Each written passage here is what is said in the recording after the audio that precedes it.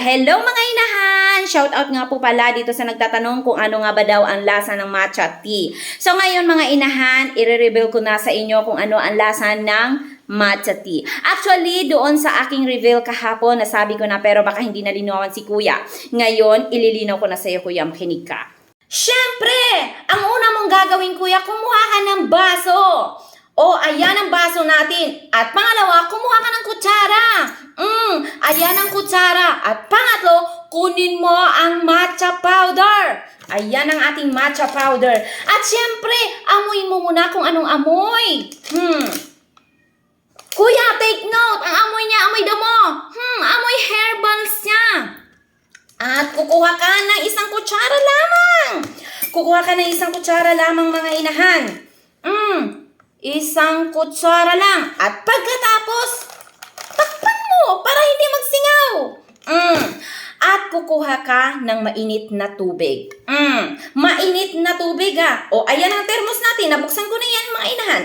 At syempre, lagyan natin yan. Lalagyan mo kuya, kalahati lamang para speso siya at masarap. O, masarap nga ba? Tikman natin kung masarap nga ba ito. As you can see, kung makikita mo, green na green, para siyang barley. Pero hindi to barley ha, matcha tito. Tingnan mo kuya, para siyang damo. Gawa talaga siya sa damo.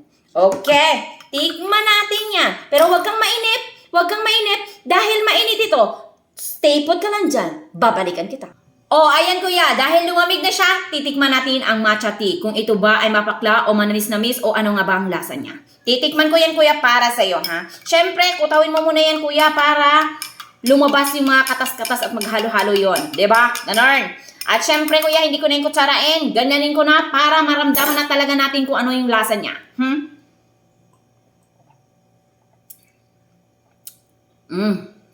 Kuya, yung lasa niya, naghalo ang tamis at pakla. So, pag nilunok mo kuya, pagkatapos mo lunok, maiwan dun sa dila mo para siyang mapakla o mapait. Ganon ang kanyang lasa kuya. Tingnan mo. Mapakla siya na manamis-namis. Matamis siya pag nilunok mo siya. Pero pagkatapos mo nilunok, parang naiwan dun sa dila mo na mapakla. Ganon ang kanyang lasa. Titiisin mo lang kung ikaw ay may sakit. Dahil gamot naman talaga ito at nakakatulong siya sa mga karamdaman. Ganon. Kuya, maikukumpara ko ang lasa niya sa ampalaya.